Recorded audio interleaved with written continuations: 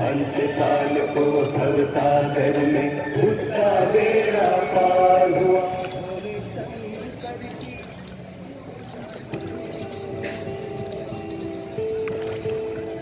ओए, कल आए क्यों नहीं थे?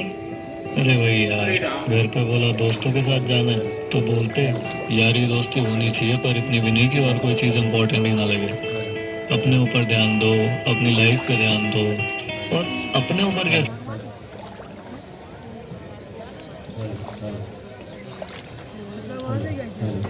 ध्यान देते हैं।